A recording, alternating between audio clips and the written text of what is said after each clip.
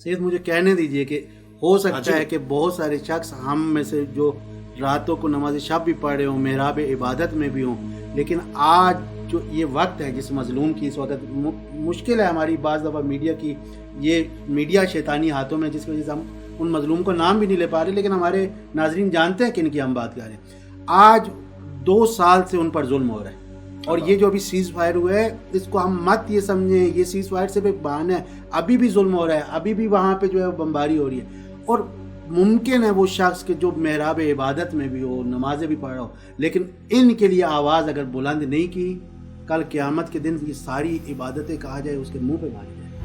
کہ تم اگر اللہ کا تقوی اختیار کرو گے، یجعل لہ مخرجن، اللہ تمہیں جو ہے اس سے نکال دے گا، تمہارے لیے راستے کھول دے گا، وَيَرْزُقْهُ مِنْ حَيْثُ لَا يَحْتَسِبُ، اور وہاں سے رزق دے گا جہاں سے تم گمان بھی نہیں کر سکتے، جہاں سے تم سوچ بھی۔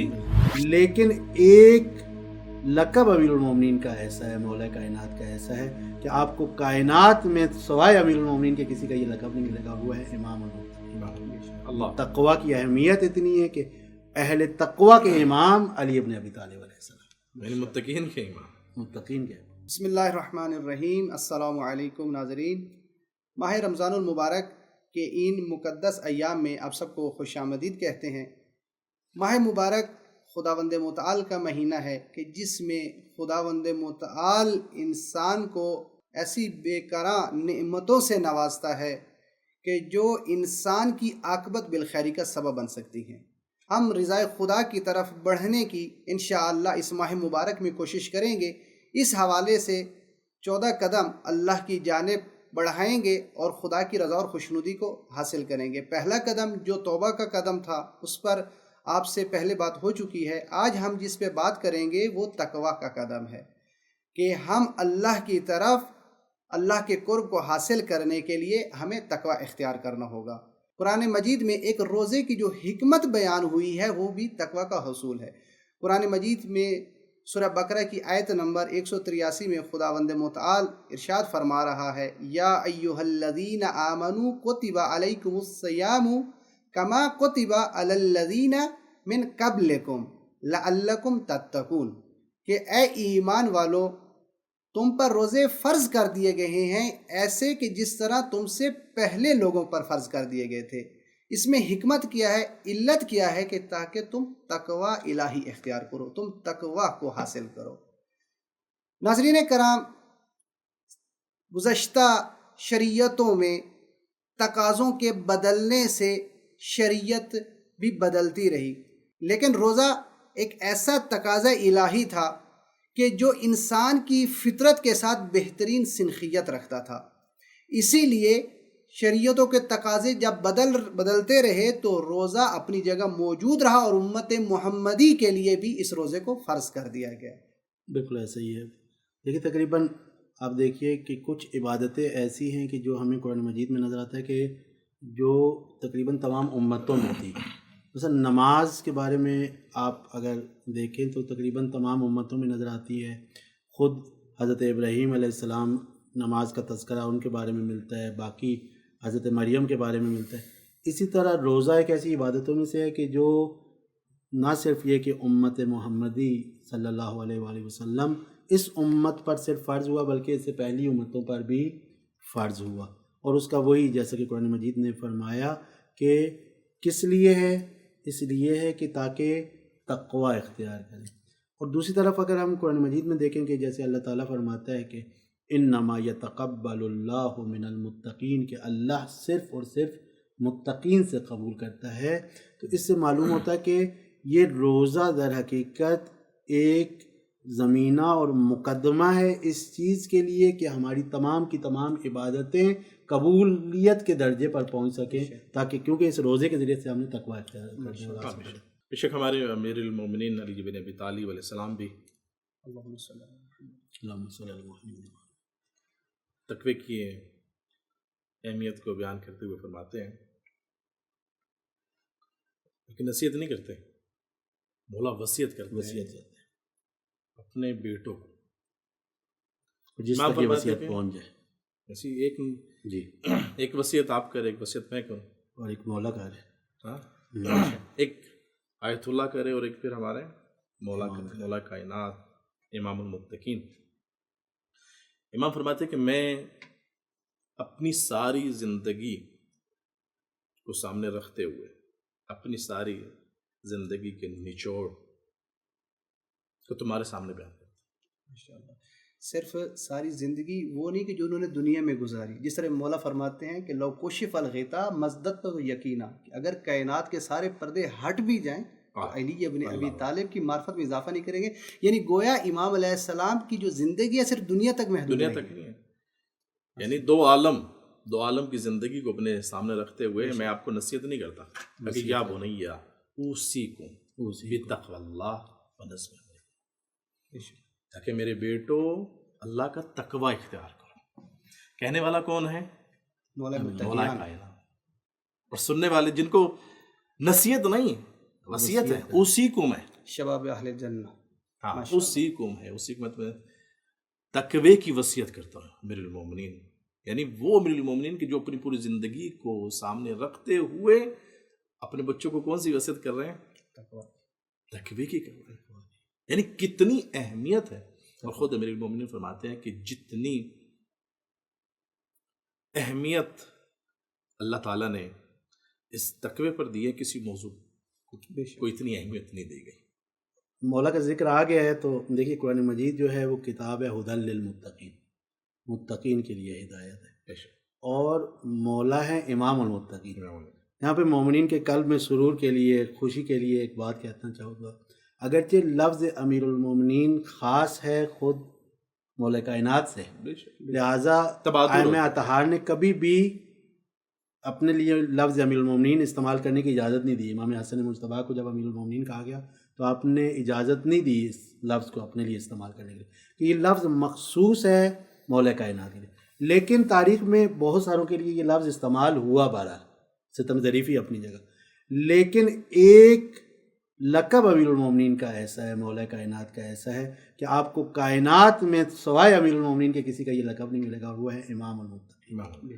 تقوی کی اہمیت اتنی ہے کہ اہل تقوی کے امام علی ابن ابی طالب علیہ السلام، یعنی متقین کے امام، متقین کے امام. تقوی جیسا کہ آپ احباب فرما رہے تھے کہ تقوی کی اس قدر اہمیت ہے. اب ہم ناظرین کرام کو یہ بتانا چاہیں گے کہ خود تقوی ہے کیا. ایک تقوی کا وہ مفہوم ہے کہ جو ہم اپنی زندگی میں سنتے ہیں کہ تقوی کیا ہے، گناہوں سے بچنا، صیانت اور پرہیزگاری اختیار کرنا، اس کو تقوی کہا گیا ہے. جبکہ یہ تقوی کا خود دقیق معنی نہیں ہے. تقوی کا یہ معنی بالکل ہے، لیکن اگر ہم کہیں کہ یہ دقیق معنی ہے وہ اس طرح نہیں ہے، بلکہ تقوی کا دقیق معنی کیا ہے کہ انسان دو پہلو رکھتا ہے. ایک انسان کا جسمانی پہلو ہے اور ایک انسان کا روحانی پہلو ہے. جس طرح انسان جسمانی امراض سے بچنے کے لیے اپنے آپ کو ویکسینیشن کرواتا ہے کہ تاکہ انسان کی قوت مدافعت جو ہے وہ بڑھے اور وہ ان بیماریوں کا مقابلہ کر سکے، تو تقوی جو در حقیقت وہ کیا ہے کہ وہ انسان کی روح کو بچاتی ہے. اور انسان کی جو روح ہے اور انسان کا جو نفس ہے کہ جو انسان پر غلبہ حاصل کرنا چاہتا ہے، تقوی اس کو روکتا ہے. یعنی انسان کی اندرونی ایک ایسی قوت، انسان کے اندر موجود ایک ایسی قوت کہ جو انسان کو خواہشات نفسانی کے تابع ہونے سے بچاتی ہے. بالکل زبردست، بہت بہترین مثال دی آپ نے. اور غالباً میں رہبر معظم کی کتاب بھی پڑھ رہا تھا تو اس میں بھی انہوں نے اسی طرح کی ایک مثال دی کہ جو عیسائیت اور مسیحیت ہے اس میں ایک تصور ہے روحانیت کا. روحانیت کا تصور یہ ہے کہ جب ہم نے اگر اپنے آپ کو پاکیزہ رکھنا ہے تو ہم معاشرے سے تعلقی اختیار کر کے معاشرے سے دور کسی جنگل میں، کسی صحرا میں جا کے وہاں پر جا کے ہم اپنے آپ کو پاکیزہ رکھیں. لیکن اس کے مقابلے میں اسلام نے روحانیت کی نفی کی اور جو ہتھیار ہمیں دیا، جو شیلڈ ہمیں دی، وہ تقوی دیا. یعنی کیا اسلام کہتا ہے کہ تم نے معاشرے میں رہ کے اپنے گرد، یہ جس طرح کی آپ نے ویکسینیشن کہی، اپنے آپ کو ویکسینیٹڈ کر لو، اپنے گرد ایک شیلڈ لے آؤ، اپنے لیے ایک سپر لے لو، اور وہ سپر ہے تقوی. اور جس طرح پھر ایک ڈاکٹر، جب کرونا تھا تو وہ جب ویکسین آ گئی تو ایک جو سب سے پہلے ویکسین لگائے گی وہ کس کو لگائے گی؟ ڈاکٹرز اور نرسز کو لگائے گی. کیونکہ اب انہوں نے مریضوں میں جانا تھا، ان کا علاج کرنا تھا، اور علاج کرنے کے لیے پہلے خود ان کا محفوظ ہونا ضروری ہے. تو تقوی جو روحانیت کے مقابلے میں اسلام میں دیا گیا وہ اس لیے، یہ کانسیپٹ ہی اس لیے تاکہ ہم خود ویکسینیٹڈ ہو کے پھر میدان میں اتر کر دوسروں کا بھی سہارا بن سکے. ایسے کہ ایک انسان اگر مارکیٹ میں بیٹھا ہے اور دکانداری کر رہا ہے، وہ دکانداری اللہ کے مطابق کرے، یہ بھی تقوی ہے، ہر چیز کا تقوی ہے. مارکیٹ میں بیٹھ کر ایک انسان عارف بن سکتا ہے، متقی بن سکتا ہے. کتنے واقعات جو ہیں آپ سنے بھی ہوگے، واقعات میں نہیں جاتے، کہ بازار میں بیٹھے ہوئے ایک موچی ہے، جوتیے گاٹ رہا ہے، لیکن عارف باللہ ہے، اپنے اس کام میں جو ہے وہ پوری ایمانداری کے ساتھ جب وہ کام کر رہا ہے اور اس کام میں اللہ کی جو احکام ہے اس کا پاسداری کر رہا ہے، تو وہ وہاں پہ تقوی اجارہ داری نہیں ہے. ایک ہو سکتا ہے، میں بڑا جملہ نہ ہو جائے، کہ ہو سکتا ہے کہ ایک ہم جیسے یونیفارم میں یعنی روحانی لباس میں ایک انسان جو ہے وہ شاید متقی نہ ہو، لیکن ایک سادہ لو جس کو ہم بالکل سادہ انسان سمجھ رہے ہیں، موچی ہے، درزی ہے یا جھاڑو دینے والا ہے، وہ اللہ کے زیادہ قریب ہو. یعنی جو شخص بھی اپنے ہوائے نفس پر غلبہ پا لے، اپنی خواہشات کو اپنے تابع کر لے، یہ نہیں کہ خواہشات اس کو اپنے تابع کر لیں.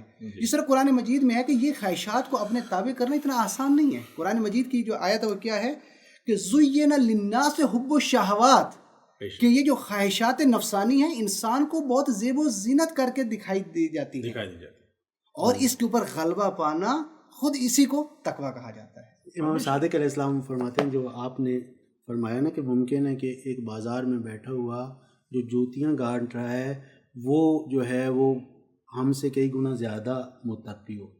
امام صادق علیہ السلام نے بڑا زبردست ایک معیار دیا، کہا لا یغرنک بقاؤہم، تمہیں ان کا گریہ و زاری اور رونا تمہیں دھوکے میں نہ ڈال دے کہ یہ شاید بہت ہی پرہیزگار ہیں. کسی شخص کو آنکھیں جھکا کے بات کر رہا ہے، ایک خاص اپنے اوپر مذہبی لبادہ ہو رہا ہوا ہے، ایک مذہبی رنگ اپنے آپ کو دیا ہوا ہے، یہ دھوکے میں نہ ڈال دے. انما التقوی فی القلب، تقوی حقیقت میں دل میں ہوتا ہے. تو دل یہ ہے متقی ہے. ممکن ہے پھر اس کے بعد گریہ و بکا بھی اسی وجہ سے ہو، لیکن دوسری طرف سے یہ دھوکے کا گریہ و بکا بھی ہو سکتا ہے، ریاکاری کا بھی ہو سکتا ہے. لہٰذا دل میں تقوی ہے تو ممکن ہے کہ ایک شخص آپ کو ایک مستری نظر آ رہا ہے جو، لیکن وہ اپنے کام میں جو کام ہے وقت پہ آتا ہے، پورا کام انجام دیتا ہے، کوئی اس میں ڈنڈی نہیں مارتا، اللہ کے رزق حلال کے لیے کوشش کر رہا ہے، اپنی پوری امانت داری، کسی طرح کی خیانت نہیں کر رہا، تو یہ تقوی ہے اس کا.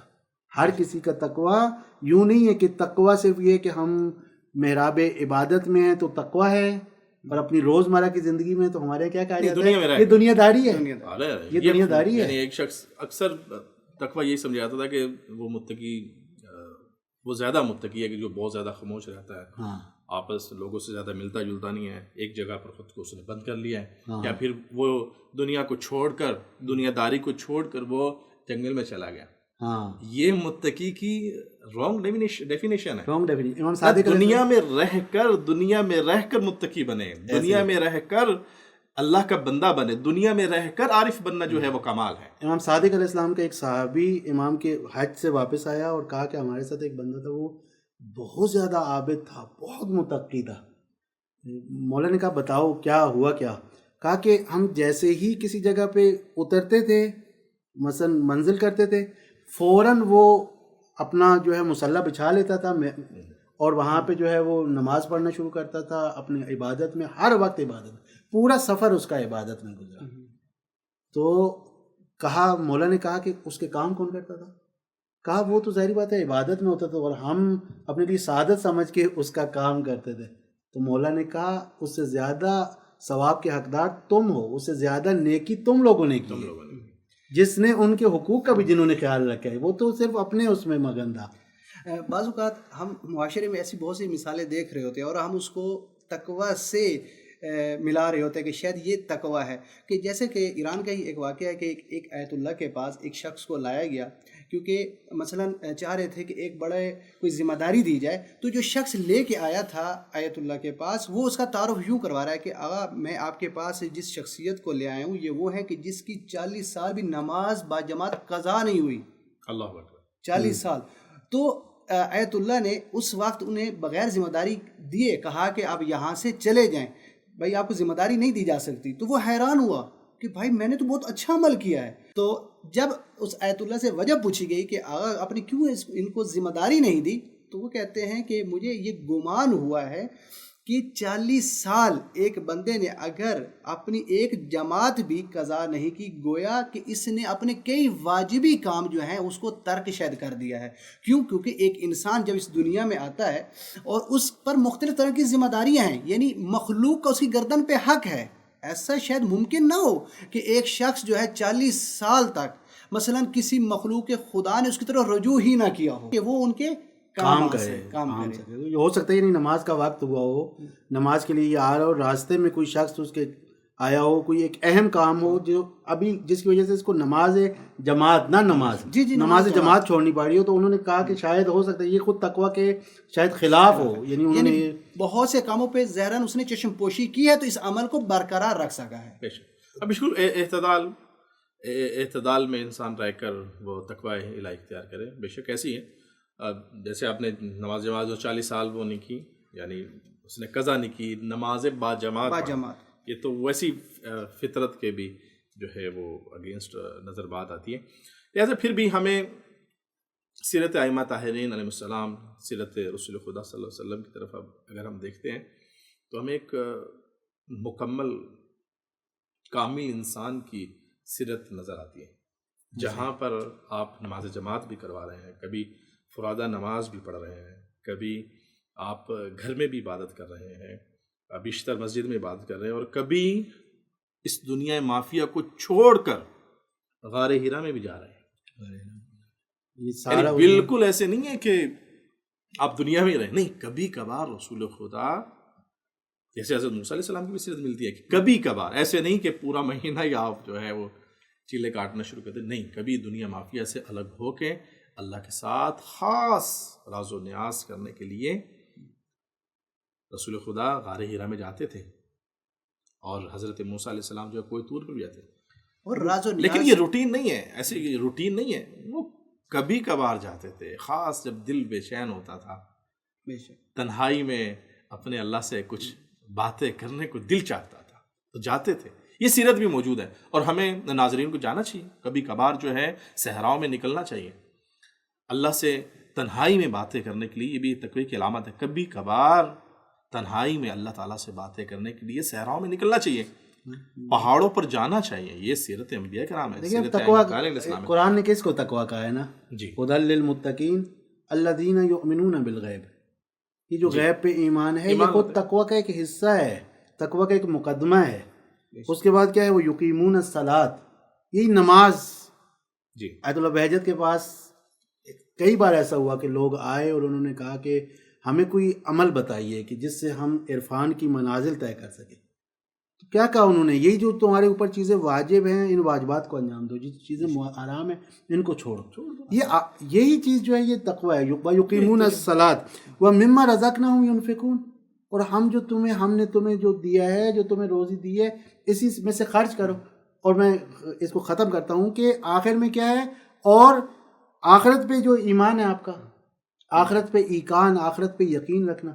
تقویٰ یہی، یہ جو جن کو چیزوں کو ہم چھوٹی چھوٹی چیزیں سمجھتے ہیں، در حقیقت یہی تقویٰ ہے، اور یہی تقویٰ والوں کی. یہ چھوٹے چھوٹے گناہ سمجھ کر ہم اس کو کر لیتے ہیں، ہاں، چھوٹے چھوٹے واجبات سمجھ کر اس کو ترک کرتے ہیں. نہیں، تمام واجبات پر عمل کرنا اور تمام محرمات سے پرہیز کرنا، ان کو چھوڑ دینا ہی تقویٰ الہی. یہ دو جملے ہیں، یعنی کہ اتنی بڑی بڑی اس پوری میں تو یہ جو آغا بہجت کا آپ نے حوالہ دیا، یہ میرا خیال ہے کہ پوری ہماری گفتگو کا اس مباحثے کا جو خلاصہ وہ یہی ہے کہ آپ واجبات پر عمل کریں اور محرمات سے پرہیز کریں. واجبات پر عمل کریں اور محرمات سے پرہیز کریں. اب واجبات، اب اگر آپ دیکھیں تو واجبات صرف اور صرف نماز، روزہ، حج، زکوٰۃ نہیں ہے.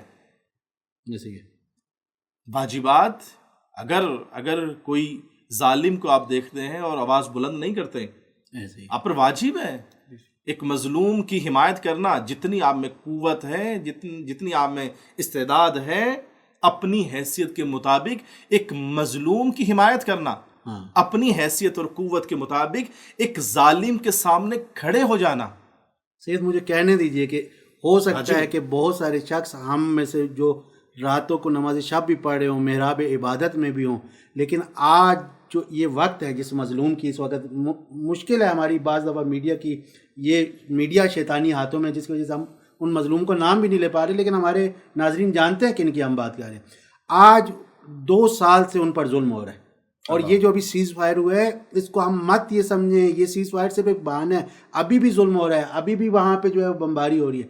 اور ممکن ہے وہ شخص کہ جو محراب عبادت میں بھی ہو، نمازیں بھی پڑھ رہا ہو، لیکن ان کے لیے آواز اگر بلند نہیں کی، کل قیامت کے دن یہ ساری عبادتیں کہا جائے اس کے منہ پہ ماری جائے. گویا ہمارے عمل میں تقوی کی کمی ہے، تقوی کیونکہ تقوی کسے کہتے ہیں؟ تقوی کا جو تعلق ہے وہ زیادہ جو گہرا تعلق ہے وہ انسان کے باطن سے ہے، کہ جب بھی انسان کسی برائی کو دیکھے اور اس کے اندر سے ایک الارمنگ اس کو ریمائنڈر نہ ملے، کوئی ایسی قدرت یا قوت اس کو متوجہ نہ کرے، گویا اس کے تقوی میں مشکل ہے. ٹھیک ہے، تقوی کسے کہتے ہیں؟ کہ انسان کے اندر ایسی قوت، ایسی قدرت کہ جو انسان کو اندر سے متوجہ کرے اور جو خطرہ اس روح کی طرف بڑھ رہا ہے اس کو روکے، اس کو تقوی کہا جاتا ہے. اور جیسے کہ آپ فرما رہے تھے کہ تقوی اس کو کہا جاتا ہے کہ واجبات پر عمل کرنا اور محرمات سے بچنا. اسی حوالے سے امام صادق علیہ السلام نے بہت خوبصورت ارشاد فرمایا. امام کیا فرماتے ہیں کہ لا یراک اللہ حیث نہاک، کہ امام فرماتے ہیں کہ خدا نے جس چیز سے تمہیں روکا ہے تم وہاں پہ دکھائی نہ دو، پائے نہ جاؤ، وہاں پہ نہ پائے جاؤ. کہ اللہ نے تمہیں جن چیزوں سے منع کیا ہے وہاں پر اگر تم موجود ہوگے تو یہ گویا تم اہل تقوی نہیں ہو، تمہارا تقوی سے کوئی تعلق نہیں ہو. چاہے کہ اگر کوئی اس دور کا شیطان ایک امن بورڈ بنا کے بھی بیٹھا ہو کہ تمہیں اس کے ساتھ نہیں بیٹھنا، وہاں نہیں پہنچنا. کیوں؟ کیونکہ ظالم کا ساتھ دینے کے یہ مترادف ہے، اور ظالم کا ساتھ دینا خدا نے اس کی نہیں کی ہے. اور قبلہ دوسرا جملہ بھی بڑا خوبصورت ہے نا اسی حدیث کا، وَلَا يَفْقِدَكَ اللَّهُ حَيْثُ أَمَرَكَ، جہاں اللہ نے حکم دیا ہے وہاں تم غائب نہ پائے جاؤ. بہت معصوم نے بہت خوبصورت انداز میں. تقوی کیا ہے؟ جہاں حکم دیا ہے، جہاں اللہ تمہیں دیکھنا چاہتا ہے وہاں غائب نہ پائے جاؤ، اور جہاں اللہ تمہیں غائب چاہتا ہے کہ تم یہاں غائب ہو وہاں تم دیکھے نہ جاؤ. یعنی بہت خوبصورت، یعنی تقوی کو بڑے خوبصورت انداز سے ایک جملے میں امام علیہ السلام نے بیان کیا. بالکل. اس لیے تو پھر جب تقوی جو اختیار کرتا ہے تو اللہ کے ہاں بھی تو وہ مکرم ہو جاتا ہے نا. ان اکرمکم عند اللہ اتقاکم، کہ اللہ کے نزدیک ہم سب میں، یعنی متقی ایک کلی صفت کا نام ہے نا. یعنی یہ تمام صفات جس پر ابھی ہم بحث کر رہے ہیں، تمام صفات جب ایک انسان میں پائی جائے گی، یہ تمام صفات کا مجموعہ جب ایک انسان میں پائی جائے گی تو ہم اس کو کیا کہیں گے؟ متقی. تو ایسے انسان کے بارے میں پھر اللہ تعالیٰ قرآن پاک میں فرماتا ہے، کہتا ہے کہ تم میں سب سے زیادہ اللہ کے نزدیک عزت والا، کرامت والا وہ ہے جو تم میں سب سے زیادہ متقی ہے. والعاقبۃ للمتقین والعاقبۃ للتقوی.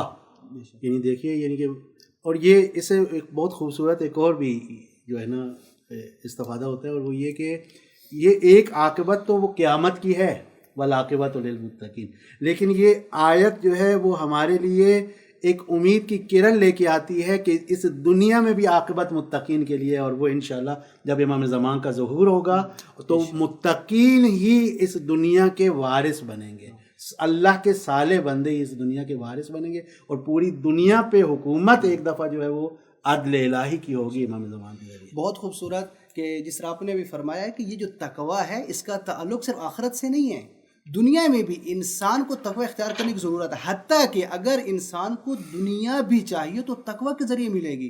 کیسے کہ دیکھیں، ہم جس معاشرے میں رہ رہے ہیں مختلف مشکلات کا سامنا کر رہے ہیں.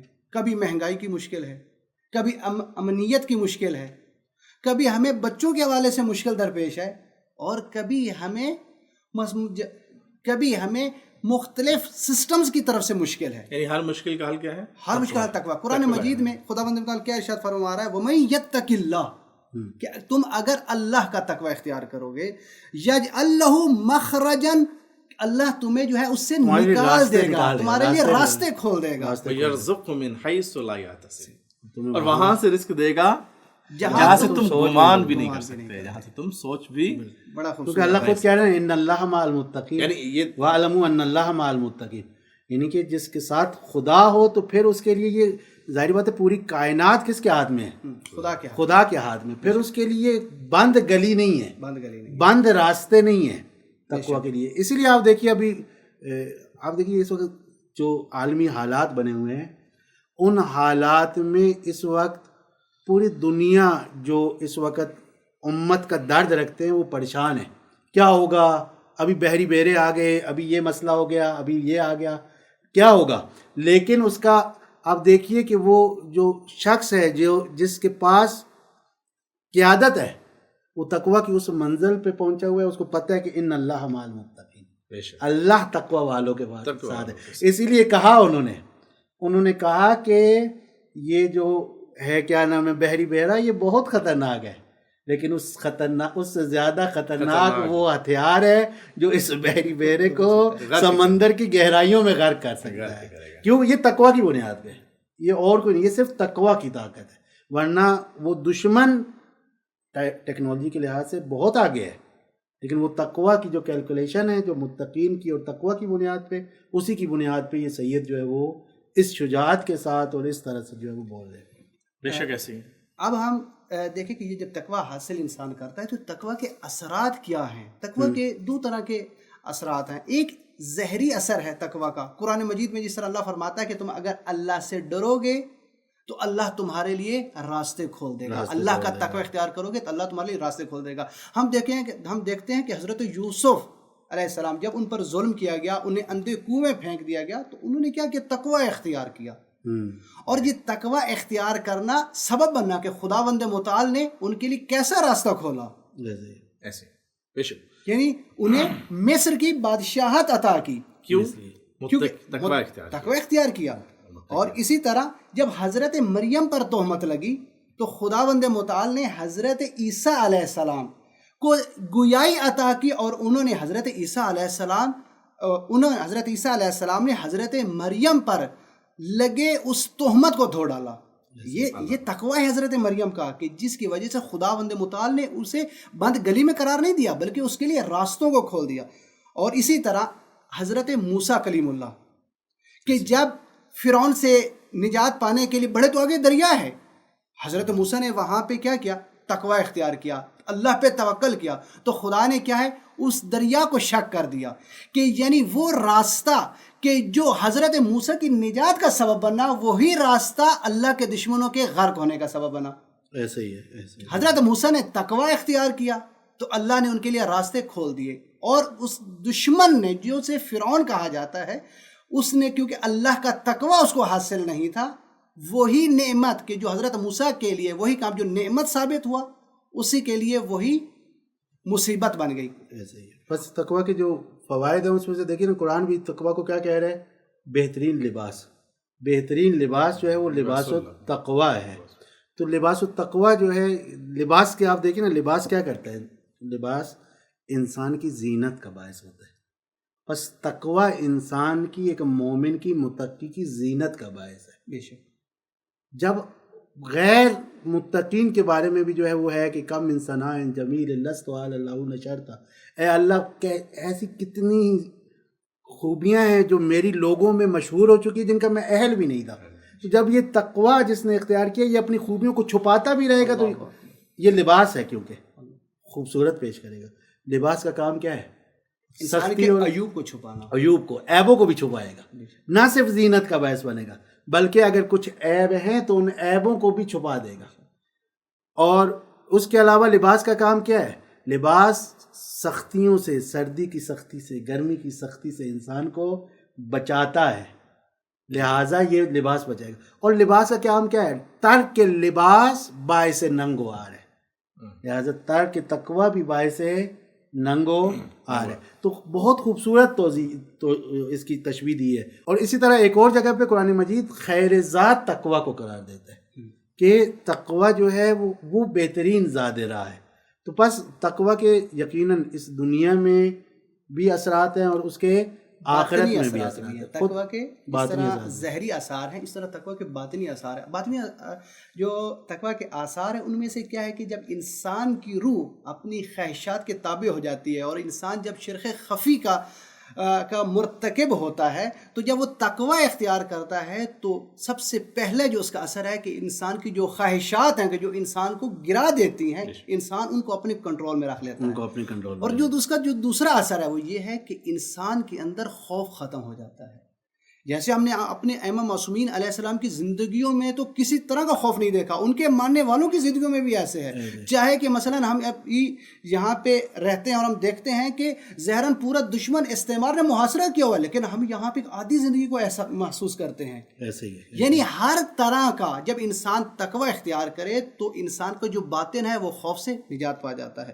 اور اسی طرح انسان کا دنیاوی اسباب پر انحصار بھی ٹوٹ جاتا ہے. یہ تقوی کا ایک اثر ہے کہ انسان مثلا اس کو یہ پریشانی لاحق نہیں ہوتی کہ گویا اس کے پاس کتنی ٹیکنالوجی ہے، اس کے پاس کتنی قدرت ہے. نہ، جب اللہ کا تقوی اختیار کرے گا تو یہ خوف بھی اس کے لیے ختم ہو جائے گا. یہ ایک اثر ہے تقوی کا باطنی. اور ہم یہ بھی دیکھتے ہیں، دیکھیں ناظرین بھی اس کو سمجھتے ہیں، اور تقریباً یہ اوور آل ایک چیز ہم دیکھتے ہیں کہ ماہ مبارک میں ہم اپنے اندر ایک خاص اثر دیکھتے ہیں. یہ جو اللہ نے وعدہ کیا ہے کہ لعلکم تتقون، اس لیے ہم نے یہ روزے تم پر فرض کیے اور پہلی والی امتوں پر، تاکہ تم کیا ہو جائے، شاید تم تقوی اختیار کر لو، تاکہ اس کا نتیجہ متقی بن جاؤ. یعنی کیا، اور واقعاً ہم حقیقت میں بھی یہ دیکھتے ہیں کہ ماہ مبارک رمضان میں آہستہ آہستہ انسان کے اپنے اندر یہ تبدیلیاں دیکھنا شروع کر دیتے ہیں. لیکن اب یہ ہے کہ ہم نے یہ جو 14 قدم اٹھانے کا فیصلہ کیا ہے اور انشاءاللہ یہ دوسرے قدم کے طور پہ ہم تقوی کو لے کے آئے ہیں. دوسرے قدم کا یہ مطلب نہیں ہے کہ یہ دوسرا قدم ہے اور آپ تیسرے قدم میں جب داخل ہوں گے تو توبہ کو بھول گئے، پھر تقوی کو بھول گئے، پھر تیسرے قدم نہیں. یہ قدم ہیں، لیکن یہ قدم ہم نے ہر قدم پہ اس قدم کو یاد رکھنا ہے، اس مرحلے کو یاد رکھنا ہے، قدم پر کوشش کرنے کی ہم کمال کی طرف بڑھیں. کیونکہ ہمارا ہر وقت رمضان کا بھی فلسفہ یہ ہے متقی بن جائے. یعنی ماہ رمضان یہ اللہ تعالیٰ ہمیں ایک قسم کا پیکج دیتا ہے. یعنی وہ سفر کے جو ہم پورے ایک مہینے میں طے کر رہے ہو، کمال کا سفر. اصل تو کمال کی طرف جانا، کمال الہی کی طرف جانا. یعنی وہ سفر جو عام دنوں میں ایک انسان جو ہے وہ ایک مہینے میں طے کرتا ہو، ماہ رمضان مبارک میں ایک دن کا روزہ رکھے اور اس سفر کو طے کر لے. وہ حدیث بھی ہے نا کہ جو رسول پاک صلی اللہ علیہ وسلم کے پاس لوگ آئے اور انہوں نے کہا کہ اے رسول اللہ، پہلے جو امتیں ہوتی تھیں ان کے زندگیاں بہت لمبی لمبی ہوتی تھیں، ٹھیک ہے، وہ تو ایک شخص 70 80 سال تو وہ عبادتیں کر لیتا تھا، اور ہم جو ہے ہماری کل زندگی 70 80 سال ہوتی ہے، تو ہم نہ ان جتنی عبادت کر سکتے ہیں نہ وہ. تو رسول اللہ نے ظاہراً جو ہے وہ لیلۃ القدر کے بارے میں کہا کہ تمہیں ایک رات اللہ نے ایسے عطا کر دی ہے اس جو 1000 مہینوں سے افضل، جو 1000 مہینوں سے جو ہے وہ افضل ہوگی. تقوی انسان کی اپنی انفرادی زندگی کے لیے تو بہت مفید ہے، اور انسان کا کوئی بھی عمل تقوی کے بغیر قبول نہیں ہے. پہلے کیا ہے، تقوی ہے، پھر قبول عمل ہے. اور یہ جو تقوی ہے، جو انسان کا تقوی ہے، بعض اوقات پوری بشریت کو نجات دے دیتا ہے. بشریت کے لیے انفرادی، یعنی یہ انفرادی سے بڑھ کر اجتماعی معاملات میں بھی تقوی بہت زیادہ مؤثر ہے. کیسے کہ جیسے ہم تاریخ کی طرف دیکھتے ہیں کہ حضرت یوسف علیہ السلام کو جو تقوی کیا سبب بنا، اس نے پورے مصر کو نجات دی. جو قحط سے شاید تباہ ہو جاتا، حضرت یوسف کا جو تقوی ہے اس نے پورے مصر کو نجات دی. اور اسی طرح حضرت ابراہیم علیہ السلام کا جو تقوی ہے اس نے پوری بت پرستی کے نظام کو درہم برہم کر دیا. جب آگ حضرت ابراہیم کے لیے گلزار بن گئی تو دیکھنے والوں نے یہ دیکھا کہ نہیں، نمرود سے بڑھ کر کوئی قدرت موجود ہے. تو پورا جو سسٹم تھا وہ کیا تہس نہس ہو گیا، وہ تباہ ہو گیا صرف حضرت ابراہیم کے تقوی سے. اور اسی طرح ہم جو روز عاشورہ میں دیکھتے ہیں کہ وہ ٹیڑھا پن کہ جو سقیفہ سے شروع ہوا تھا اور عاشورہ تک اپنی جڑیں گاڑ چکا تھا اور اس نے نظام کو تباہ کر دیا تھا، حضرت امام حسین علیہ السلام کے تقوی نے کیا ہے اس پوری بشریت کو نجات دی، اور تاریخ کا جو رخ مڑ رہا تھا اس تاریخ کے باطل کی طرف رخ مڑنے سے حضرت امام حسین علیہ السلام کی اس عمل، امام حسین علیہ السلام کی اس تقوی نے نجات دی۔ اب یہ جو تقوی انفرادی طور پہ بھی بہت ضروری ہے، اجتماعی طور پہ بھی بہت ضروری ہے۔ امکان ہے کہ کوئی شخص یہ گمان کرے کہ تقوی کے بغیر بھی عمل قبول ہو سکتے ہیں۔ امام صادق علیہ السلام کے دور میں امام علیہ السلام نے ایک شخص کے بارے میں سنا کہ لوگ اس کے بہت زیادہ کمالات اور فضائل بیان کرتے ہیں، تو امام علیہ السلام نے بھی کہا کہ میں اس شخص سے دیکھوں اور ملوں کہ وہ کون شخص ہے کہ جس کے اتنے فضائل و کمالات بیان کیے جا رہے ہیں۔ کیونکہ جو فضائل اور کمالات اس شخص کے بیان کر رہے تھے وہ نادان لوگ تھے، کم عقل لوگ تھے، امام علیہ السلام جانتے تھے۔ تو امام علیہ السلام ایک دفعہ امام علیہ السلام کو معلوم ہوتا ہے کہ وہ شخص فلاں جگہ پہ ہے، اور جب امام علیہ السلام جاتے ہیں تو دیکھتے ہیں کہ کم عقل لوگوں نے، نادان لوگوں نے اس کو گھیرا ہوا ہے۔ تو امام علیہ السلام اس کو دیکھ رہے ہوتے ہیں کہ وہ عمل کیسا کار ہوتا ہے۔ اب وہ جو شخص ہے ان افراد سے نکلنے کی کوشش کرتا ہے، بالآخر وہ کامیاب ہو جاتا ہے۔ تو وہ جب چلتا ہے تو امام علیہ السلام اس کے پیچھے چلنا شروع کرتے ہیں۔ جاتا ہے ایک جگہ، کس کے پاس؟ تنور والے کے پاس، وہاں سے 2 روٹیاں اٹھا لیتا ہے، اس سے پہلے کہ وہ جو تنور والا متوجہ ہو وہ 2 روٹیاں اٹھا کے وہاں سے غائب ہو جاتا ہے۔ اور امام علیہ السلام کیونکہ یہ گمان کرتے ہیں، امام علیہ السلام سمجھتے ہیں کہ شاید وہ شخص جو ہے اس کا کوئی وہاں پہ حساب کتاب ہے، اسی لیے اس نے وہاں سے وہ روٹیاں اٹھا لی۔ اور اس کے بعد وہ شخص جاتا ہے ایک دکان پر، وہاں سے کیا ہے کہ جب وہ دکاندار کہیں اور متوجہ ہوتا ہے وہاں سے 2 انار بھی اٹھا لیتا ہے۔ اور جب وہ 2 انار اٹھاتا ہے تو امام علیہ السلام دیکھتے ہیں کہ اس کے اس عمل کے بعد وہ شخص چلنا شروع کر دیتا ہے، امام علیہ السلام اس کے پیچھے جا رہے ہوتے ہیں، تو وہ ایک خرابے میں پہنچتا ہے اور وہاں پہ ایک شخص مریض پڑا ہوتا ہے، اور وہ جب اس مریض شخص کو دیکھتا ہے تو اس کے سرہانے وہ 2 انار اور 2 روٹیاں رکھ کے چل پڑتا ہے۔ امام علیہ السلام نے ابھی بھی اس کو نہیں روکا، نہیں ٹوکا۔ جب وہ شخص شہر سے باہر نکلتا تو امام علیہ السلام اس کو آواز دیتے ہیں، اور جب وہ متوجہ ہوتا تو امام علیہ السلام اسے کہتے ہیں کہ میں نے تمہارے بارے میں بہت سنا، اور جو تم نے یہ جو کام کیا ہے مجھے تعجب ہوا ہے۔ تو اس وقت وہ امام علیہ السلام سے مخاطب ہوتا ہے اور کہتا ہے پہلے آپ اپنا تعارف کریں، آپ ہیں کون؟ تو امام علیہ السلام فرماتے ہیں کہ میں آدم کا بیٹا ہوں، امت محمدی میں سے ہوں۔ پھر وہ شخص کہتا ہے کہ آپ یہ بتائیں کہ رسول سے آپ کی کیا نسبت ہے؟ امام علیہ السلام فرماتے ہیں کہ میں اسی خاندان سے ہوں۔ پھر علاقہ پوچھتا ہے، امام علیہ السلام مدینہ بتاتے ہیں، آخر وہ خود کہتا ہے کہ گویا آپ جعفر ابن محمد ہیں۔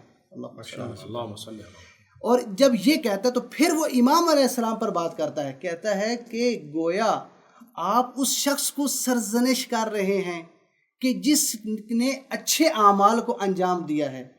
اور پھر وہ امام علیہ السلام کو کہتا ہے کہ کیا آپ نے قرآن کی آیت نہیں پڑھی، قرآن کی تلاوت نہیں کی؟ تو امام علیہ السلام فرماتے ہیں کہ بتاؤ کون سی آیت ایسی ہے کہ جس سے میں جعفر ابن محمد ناواقف ہوں؟ تو وہ شخص سورہ انعام کی تلاوت کرتا ہے، اس آیت کی کہ جو بھی آپ کے سامنے پڑھوں گا۔ وہ شخص یہ کہتا ہے کہ من جاء بالحسنۃ فلہ عشر امثالھا، کہ جو شخص اللہ کے پاس ایک نیکی لے کر آتا ہے اللہ تعالیٰ اس کو 10 گنا کر دیتا ہے۔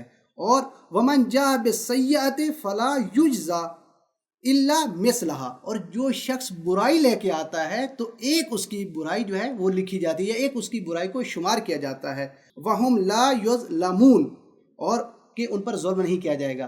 تو امام علیہ السلام کو یہ کہتا ہے، حساب کتاب کرتا ہے، یعنی اپنی عقل پر اعتماد کرتے ہوئے کہ دیکھیں میں نے 2 روٹیاں اٹھائیں تو میں نے 20 نیکیاں کمائیں، میں نے اس شخص کی کیونکہ مدد کی نا 2 روٹیوں کے ذریعے، اور اسی طرح 2 انار 20 نیکی، ٹوٹل میں نے 40 نیکیاں کمائی ہیں۔ اور گناہ کیا میں نے 4 کیے ہیں، 2 انار چوری کرنے کے گناہ اور 2 روٹی چوری کرنے کا۔ اس طرح یہ 4 گناہ جو اس میں سے مائنس ہو جائیں گے، 36 نیکیاں میرے نام اعمال میں لکھی جائیں گی۔ امام علیہ السلام اس شخص کو مخاطب کرتے ہیں اور کہتے ہیں کہ تم قرآن سے نابلد ہو، تم قرآن کو نہیں جانتے۔ امام علیہ السلام پھر اس شخص کو مخاطب کرتے ہیں اور کہتے ہیں کہ تم یہ بتاؤ کہ کیا تم نے قرآن کی یہ آیت نہیں پڑھی، انما یتقبل اللہ من المتقین، کہ اللہ جو ہے عمل جو ہے وہ متقین سے قبول کرتا ہے۔ امام فرماتے ہیں کہ یہ جو تم نے چوری کی ہے اس عمل میں تم اپنا تقوی دکھاؤ۔ تقویٰ کیا ہے کہ جو امام صادق علیہ السلام نے پہلے فرمایا کہ ہر وہ چیز کہ جسے اللہ نے تمہیں روکا ہو تم وہاں نہ پائے جاؤ، اور ہر وہ عمل کہ جس پہ اللہ نے تمہیں حکم دیا ہے تمہیں اس کو بجا لانا ہے۔ تو امام فرماتے ہیں کہ پہلے تم اپنے عمل میں تقویٰ دکھاؤ، اس کے بعد یہ بارگاہ الہی میں ایک جو ہے 10 گناہ بنے گا۔ اور بہت ہی خوبصورت انداز میں پیغمبر خدا صلی اللہ علیہ وسلم ارشاد فرماتے ہیں، حضرت ابو ذر غفاری اس روایت کو نقل کرتے ہیں، پیغمبر فرماتے ہیں کہ تعجب ہے مجھے اس شخص پر کہ جس کی دہائیوں پر اکائیاں جو ہیں وہ غلبہ حاصل کریں۔ تو تقویٰ کے بغیر کوئی بھی عمل انسان کا قابل قبول نہیں ہے۔ قبلہ واقعاً بہت ہی احسن انداز میں آپ نے واقعات اور اس کے ذریعے سے خود تقویٰ کی اہمیت کو بیان کیا اور اہل بیت اور انبیاء کی سیرت میں اس کو بیان کیا۔